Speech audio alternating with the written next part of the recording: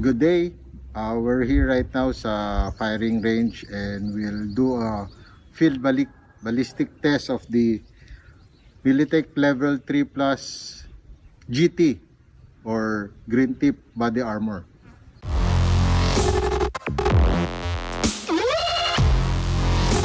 So for today we'll expect na itong body armor na to will stop 7.62 round galing sa rifle natin, and yung most awaited natin will be using the 5.56 Green Tip or M855 against this body armor.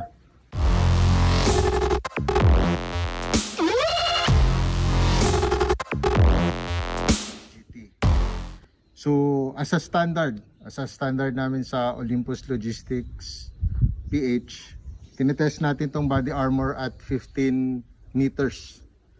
Napanood kasi namin sa ibang ballistic test, field ballistic test, tinetest nila yung capability ng body armor at 100 meters.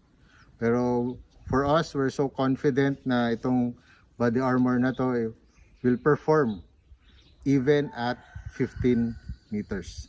So tara, lagay natin to sa 15 meter distance natin.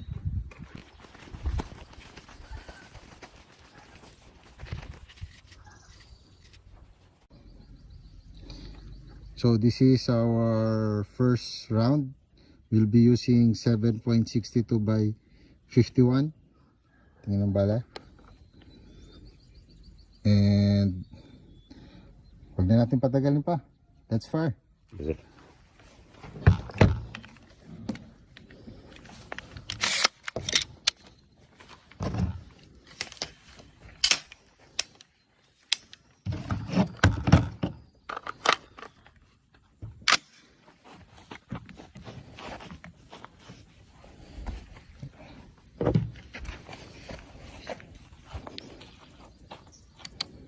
Fire when ready. Sige.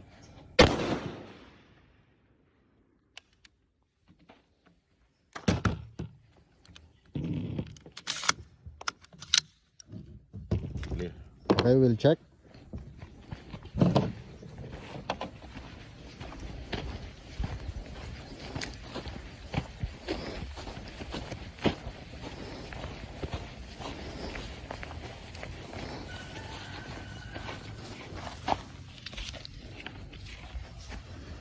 So first hit natin at 15 meters using 7.62.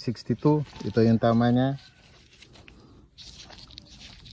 So kitang kita yung butas niya, pero sa likod no penetration. So same pa rin, second round, kitang kita yung plates natin at 15 meters. Lock and load.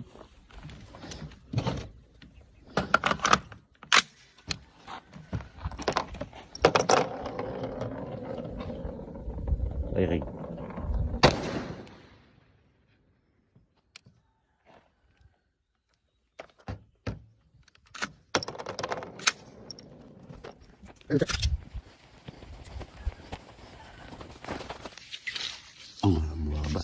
So second round natin ng 7.62. So first round, second round to, no? Yes, sir. Again, first round, second round, sa likod.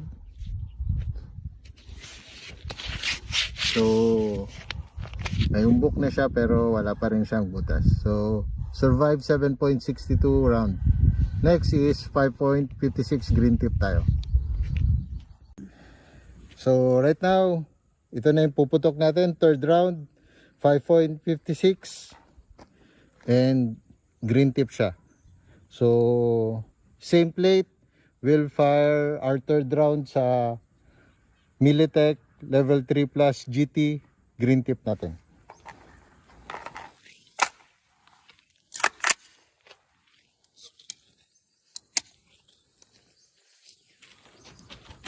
Firing.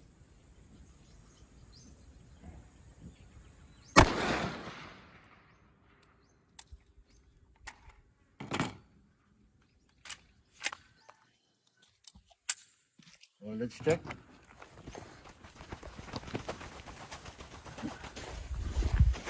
Uy. So third round, halos malapit lang dun sa unang round natin. Wala pa ring butas. So it hold yung green tip natin. So marami pang space kasi yung Militech natin is stand alone. Hindi natin kailangan ng separate soft armor and multi-hit plate siya. So kahit natamaan siya, basta wag lang tumama dun sa same butas, kaya-kaya na.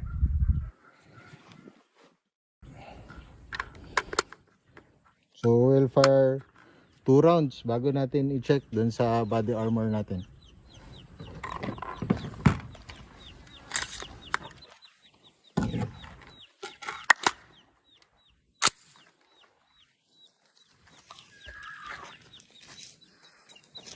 Firing.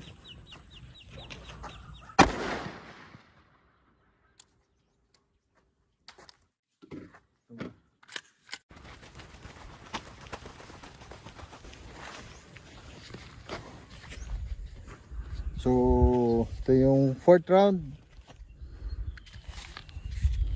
Wala pa ring butas. So, kung nakasayot sa'yo to, 4 na bala na tumama sa'yo, 2 7.62 saka 2 green tip, hindi pa butas yung katawan mo.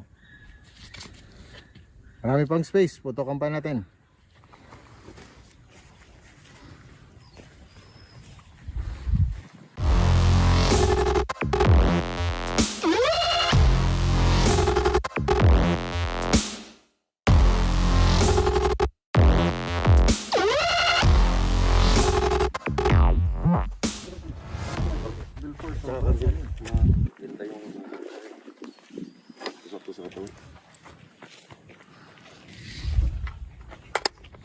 Hopefully hindi matumba yung body armor para dalawa kagad.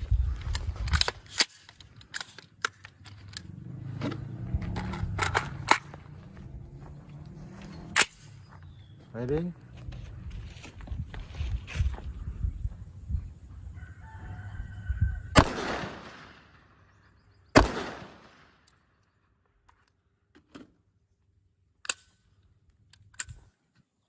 So, dalawang sunod na. Let's check.